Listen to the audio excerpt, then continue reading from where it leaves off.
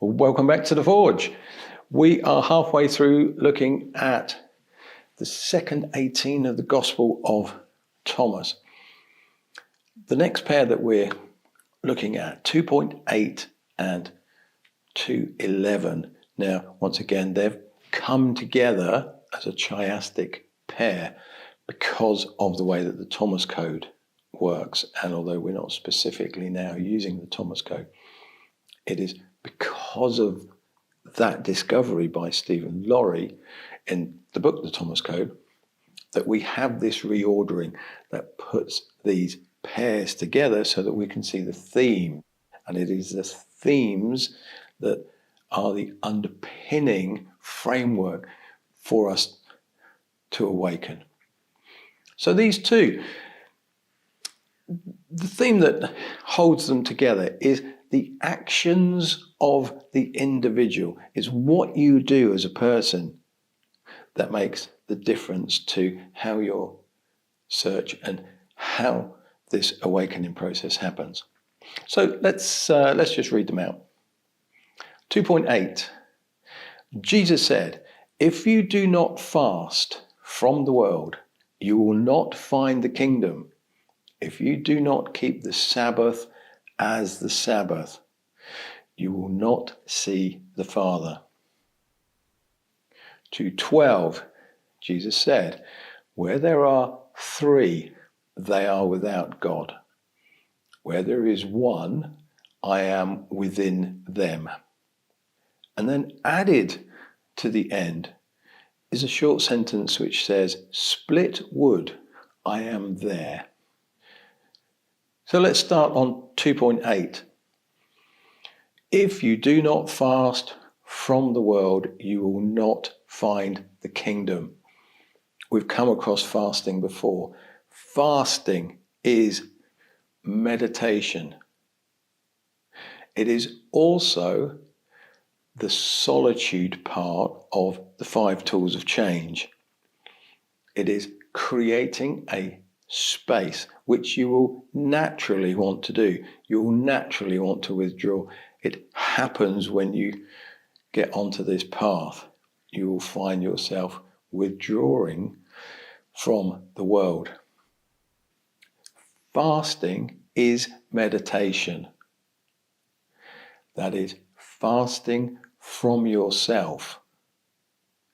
That is crossing into this place of consciousness, this state of consciousness. That's where you discover the living spirit and the consciousness which is beyond that. It is fasting from your familiar self.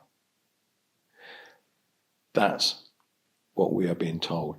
And we're being told here that it is an essential ingredient for you to do that. You have to take yourself away from yourself, and you have to take yourself away from the physical influences that impact you every day.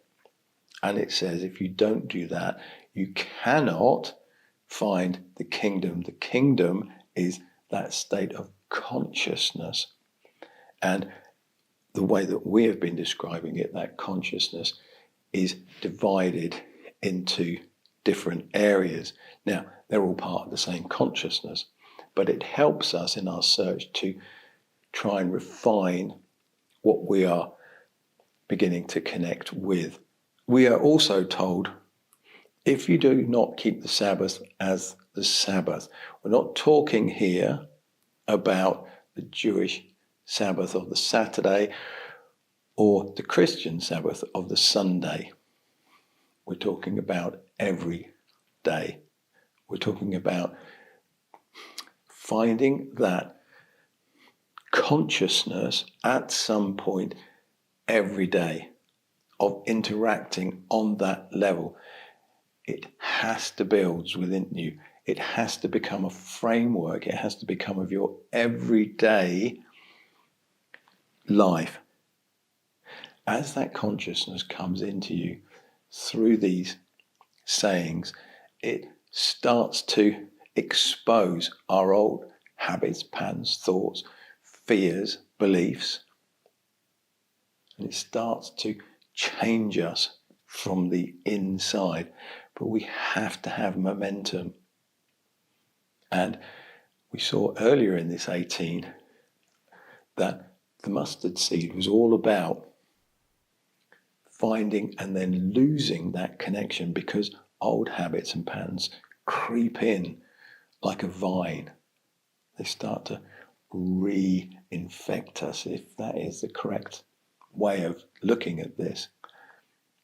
So we have to be very careful in what we do every day, and it is about finding some point every day where you can drop into that consciousness.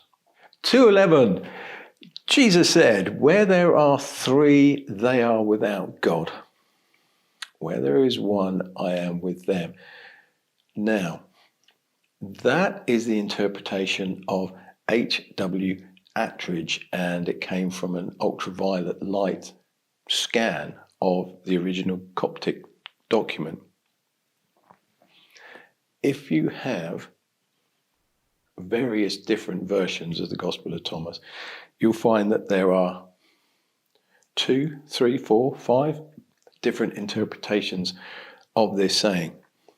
Now, some of them bring in ancient gods and fallen angels, and there are these ancient interpretations of what this is about. I like this H.W. Attridge one because when you read it as where there are three people, they are without God. And it is a warning to us that if people stand around and they talk about God and they debate God, what they get is a debate on God. And it's one of these unsolvable sort of things. And it shows us that when people start to debate God, that debate gets bigger. And then there are rules, and then there are rituals, and then there are practices. And suddenly that whole thing becomes a movement, and that movement becomes a religion. What this is saying is, where there are three people, they are without God. And the second line tells us, where there is one, I am with them. Where there is one, where there is that one individual, that person on the path, that person of potential, that person who has a living spirit which is powering them towards unity. Where there is one, that is where this awakening is. That's where the consciousness is. That creates unity. And that isn't with larger groups who look and debate at scriptures and what this could be about, what it could not be about, and this is what we get from that. And that's not where this is. This is about the individual. This is about individuals awakening. They are the points of light in the darkness. It happens individually. And when you do that, you begin to feel this consciousness that surrounds you. It's very tangible. You feel the guidance from not just the living spirit, but this global evolutionary consciousness, which is there to support and guide. It comes through the sayings into the individual.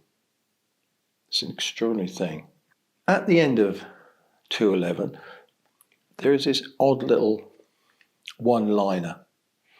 Split wood, I am there.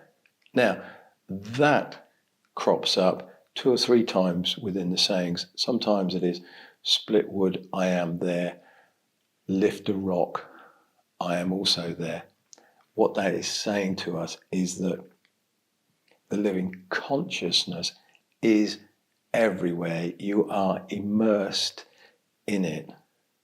There is nowhere that you can go that is not part of that evolutionary, creative consciousness that holds all of this together. That is you. That is everything. So these two sayings together are about the actions of the individuals, fasting from the world, meditating, connecting with that state of consciousness, treating every day as a place where you can immerse yourselves in that. And also a warning that standing around debating God is just going to keep you debating God. Don't get stuck in the text, is the warning there. Don't get stuck at knowledge. You have to move beyond knowledge. You have to move into this experiential place where you can perceive and sense the consciousness that you are immersed in. It's an extraordinary thing.